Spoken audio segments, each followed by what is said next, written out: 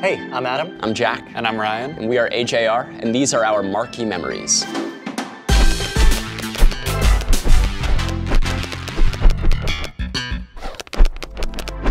We saw Justin Timberlake in Sydney, Australia about 4 years ago, and it was a very interesting turn of events. We had the choice to either go play with koalas or go see Justin Timberlake, and we chose Justin.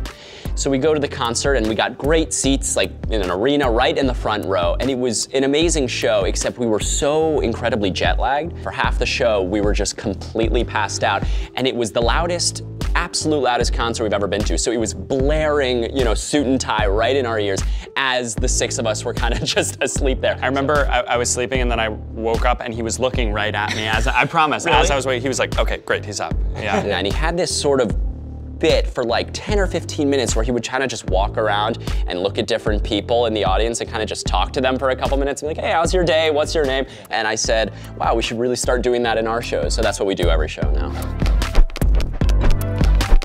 The first time and only time we saw Kendrick Lamar was at a festival in Gulf Shores, Alabama. It was called Hangout Fest. He was alone up there on stage. There was a band, but they were like way far back. And he basically carried the entire show just with his own showmanship and his own charisma.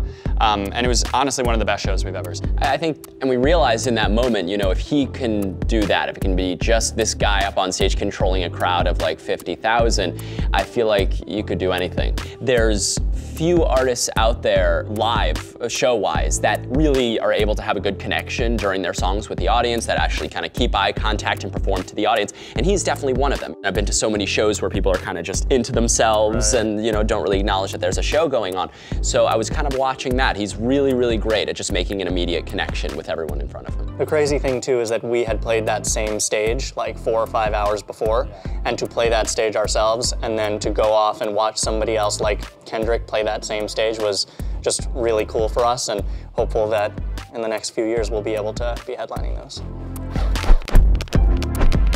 So we saw Imagine Dragons on Long Island at an amphitheater in Jones Beach, and it was right when they released their first album that got really big, so not a huge amount of people knew about them yet. It was a really great show because it started raining halfway through, and that energized the crowd even more than if it was just a beautiful day. So everyone kind of stood up and started screaming, and it felt like real camaraderie because we knew about this secret band that hadn't really gotten out yet.